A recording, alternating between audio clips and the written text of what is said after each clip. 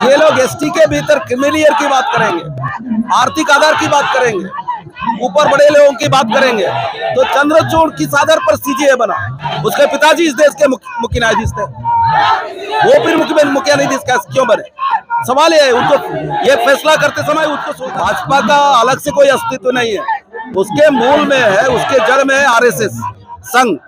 संघ कभी भी देश के अंदर आरक्षण नहीं चाहा, आरक्षण को खत्म करना चाहता था शुरू से, आजादी के बाद। एक प्रकार का मोहताज समझते हैं, जबकि भारत के मूल निवासी है। संविधान का ये दायित्व है कि इनको बचाया जाए, लेकिन इस समुदाय को लेकर के तरह तरह के हथकंडे अपनाए जा रहे हैं केंद्र सरकार के द्वारा।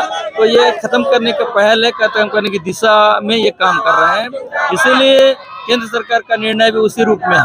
आरक्षण व्यवस्था के बीच में या समुदाय के बीच में आपस में लड़ने का, और चाहे सुप्रीम कोर्ट हो चाहे केंद्र सरकार हो, दोनों ने एक साजिश के तहत फैसला किया है, ऐसा मेरा मानना है।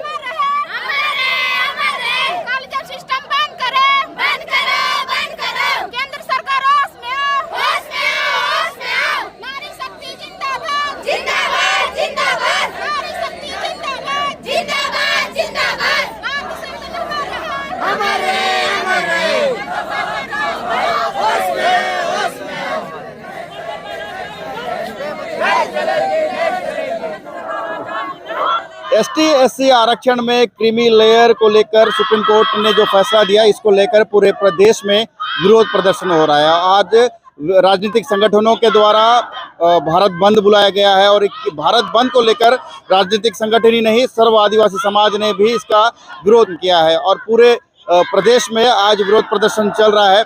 ऐसे में सवाल उठता है कि सुप्रीम कोर्ट ने के फैसले को लेकर आखिर सर्व आदिवासी समाज और राजनीतिक दल विरोध प्रदर्शन जनप्रतिनिधियों से बात करवाएंगे, कोशिश करेंगे कि जो क्रीमी लेयर है उसको समझने की कोशिश करते हैं। तो भैया, सुप्रीम कोर्ट का एक आदेश है क्रीमी लेयर को लेकर, क्योंकि आप एक अधिवक्ता है, तो इसको कैसे हम कैसे समझ सकते हैं? देखिए, देश में संविधान में एसटी एससी समुदाय को लेकर के बहुत सारे मामले आते रहते हैं, लेकिन ये पहली बार हमने देखा है एसटी एससी समुदाय को वर्गीकरण करके दोनों समुदाय को अलग अलग करने का प्रयास किया है। जो उनका आरक्षित जो संविधान व्यवस्था है, जिसको तोड़ने का प्रयास किया है। अब देखिए, एक क्रीमी लेयर है, एक कोटे के अंदर कोटा है ना, इससे क्या आरक्षण वर्ग के बीच में जो समुदाय है वो विभक्त हो जाएगा, और इससे क्या समाज में भेद निर्मित हो जाएगी, और बहुत सारे ऐसे हैं वंचित हो जाएंगे उस निर्णय से। इसलिए वो हम उसको दोषपूर्ण निर्णय मानते हैं। वो निर्णय केंद्र सरकार वापस ले, और राज्य सरकार को ऐसे कोई अधिकार तो है नहीं एसटी एससी समुदाय के लिए कोई निर्णय लेने का। तो केंद्र सरकार कोई कानून लाना है तो राज्यसभा लोकसभा में कोई कानून पास करें तो ठीक है, लेकिन ऐसे निर्णय आते रहेंगे। समाज को एसटी एससी आरक्षण को खत्म करने का एक पहल है, इसलिए पूरे भारत बंद का आह्वान किया गया, जिसके तहत हम लोगों ने बस्तर संभाग के जिला मुख्यालय सुकमा में बड़ी संख्या में इस व्यापक मांग का हम समर्थन कर रहे हैं, और पूरी तरह से चक्का जाम किए हैं।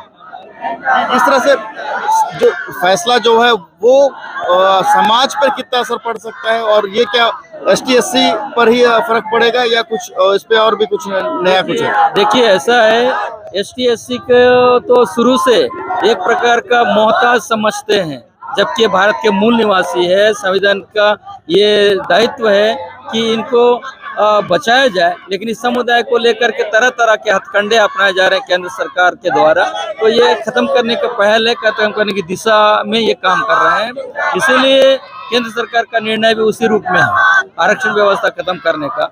अब आरक्षण जिन्हें मिला है वो क्रीमी लेयर की व्यवस्था लाएंगे। क्रीमी लेयर से क्या होगा? इसमें ये होगा जो पुरुष आरक्षित को प्राप्त कर लिया है। ऐसा नहीं है कि यदि बाप कोई जज है तो उनका बेटा भी जज ही होगा, ऐसा कोई गारंटी तो है नहीं ना। जो काबिलियत होगा वो आगे आ गया है, लेकिन कोई आदमी आरक्षण प्राप्त कर किसी पद पर है, इसका अर्थ ये नहीं है कि उनका पूरा खानदान, उनका पूरा वंशज जो है आरक्षण प्राप्त लाभ से बहुत माला माल हो, ऐसा तो नहीं है। लेकिन यदि ऐसा होगा, क्रीमी लेयर लागू होगा, उप वर्गीकरण होगा तो समाज को तो तोड़ने का एक साजिश हो गया है। इससे समाज जो है आरक्षण व्यवस्था से वंचित हो जाएगा। सुप्रीम कोर्ट के फैसले से समाज में एक तोड़ने का आरोप लगाया जा रहा है समाज द्वारा। एक और अधिवक्ता भी है, आदिवासी समाज से है।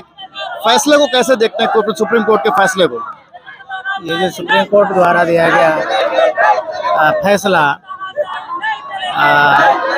खासकर आरक्षण प्राप्त वर्गों के लिए, समुदायों के लिए नुकसानदेह है, क्योंकि ऐसा आप किसी भी परिवार को, और उसमें ये लिखता है कि एक पीढ़ी में अगर कोई आरक्षण के आधार पर लाभ लिया तो उस परिवार के किसी भी सदस्य को भविष्य में कोई आरक्षण का लाभ नहीं मिले।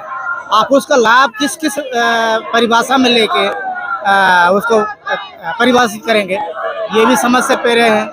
और क्या वो एक परिवार में 10 भाई पैदा हो गए और एक भाई सर्विस कर लिया, तो पूरे लोगों को उस लाभ, जो भी लाभ लिया है, पूरे परिवार के पूरे भाइयों को तो नहीं मिलेगा। और इससे और पारिवारिक लड़ाई आपस में, समाज के भीतर में पारिवारिक लड़ाई तेज होगा, ऐसा मेरा मानना है। क्योंकि वो एक भाई मिल लिया, दूसरा भाई को मिलेगा नहीं, तो ये आपस में जातियों के बीच में या समुदाय के बीच में आपस में लड़ने का, और चाहे सुप्रीम कोर्ट हो चाहे केंद्र सरकार हो, दोनों ने एक साजिश के तहत फैसला किया है, ऐसा मेरा मानना है। आदिवासी समाज के जिलाध्यक्ष हैं, फैसले को कैसे देखते हैं? क्या विरोध प्रदर्शन जो चल रहा है, क्या फैसला चाहते हैं?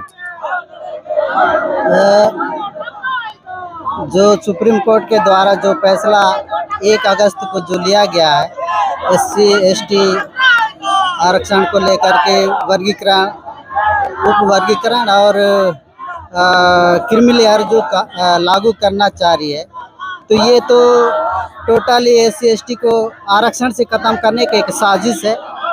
और जिस हिसाब से ST SC में अगर किसी को, कोई व्यक्ति अगर नौकरी में है, वो नौकरी दोबारा आरक्षण से नहीं मिलेगा, तो ये तो टोटली SC ST को आरक्षण को खत्म करने के लिए केंद्र सरकार और सुप्रीम कोर्ट का बहुत बड़ा साजिश के साथ ये सब किया जा रहा है। ये तो बड़ा निंदनीय फैसला है। पूरा आरोप लग रहा है सुप्रीम कोर्ट और केंद्र सरकार का ये षड्यंत्र है आरक्षण खत्म करने के लिए। आप कैसे देखते हैं सुप्रीम कोर्ट का जो फैसला है? देखिए, ये जो फैसला है, ये फैसला संविधान के खिलाफ है।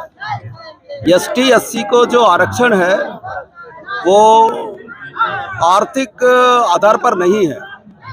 ये कोई गरीबी उन्मूलन के लिए आरक्षण की व्यवस्था नहीं है संविधान में ST SC की। ये सामाजिक भेदभाव को खत्म करने के लिए, जो इस देश के अंदर हमारे समाज में सदियों से जिन समुदायों पर, जिन वर्ग पर अत्याचार होता रहा है, हर तरीके से उत्पीड़न हुआ, उसको न्याय दिलाने के लिए आरक्षण है। ये कोई आर्थिक आधार पर नहीं है। और जहां तक ये जो फैसला है, ये फैसला संविधान के खिलाफ तो है ही, पूरी तरह संविधान के खिलाफ।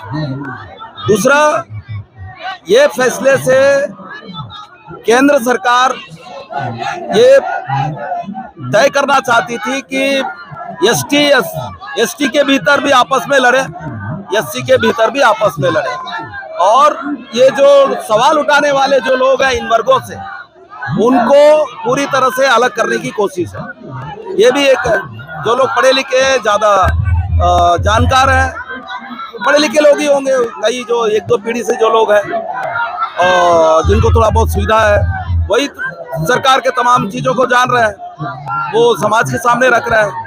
उससे सरकार को बहुत असहजता हो रही है, परेशानी हो रही है, इसलिए इनको पूरी तरह काट के रखने की भी कोशिश है।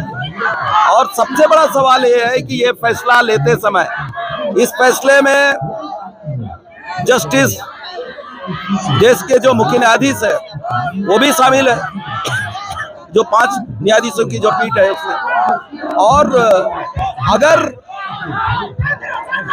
ये लोग ST के भीतर क्रीमी लेयर की बात करेंगे, आर्थिक आधार की बात करेंगे, ऊपर बड़े लोगों की बात करेंगे, तो चंद्रचूड़ किस आधार पर CJA बना? उसके पिताजी इस देश के मुख्य न्यायाधीश थे, वो फिर मुख्य न्यायाधीश कैसे क्यों बने? सवाल ये है, उनको ये फैसला करते समय उनको सोचना चाहिए कि किस आधार पर ये फैसला। सरकार पे एक आरोप लगते रहे कि ये आरक्षण को खत्म करेंगे, क्या लगता है कि बिल्कुल बिल्कुल मैं वो एकदम सही सवाल है। दरअसल भाजपा का अलग से कोई अस्तित्व नहीं है, उसके मूल में है, उसके जड़ में है आरएसएस संघ कभी भी देश के अंदर आरक्षण नहीं चाहा, आरक्षण को खत्म करना चाहता था शुरू से, आजादी के बाद से ही, आजादी के पहले भी आरक्षण की व्यवस्था जो है इस देश के अंदर उसको खत्म करना चाहता था। और वो ये जो जजमेंट है, इस जजमेंट का वो एक आरक्षण को खत्म करने की दिशा में एक बड़ी कदम है। ये आदिवासी समाज और विभिन्न संगठनों द्वारा लगातार प्रदर्शन किया जा रहा है। एक बार अभी मुख्य बात यह है कि अब सरकार या तो बड़े बेंच पर रिवीजन के लिए चला जाए या अध्यादेश ला करके इस आदेश को खत्म करे, उसके अलावा कोई रास्ता नहीं।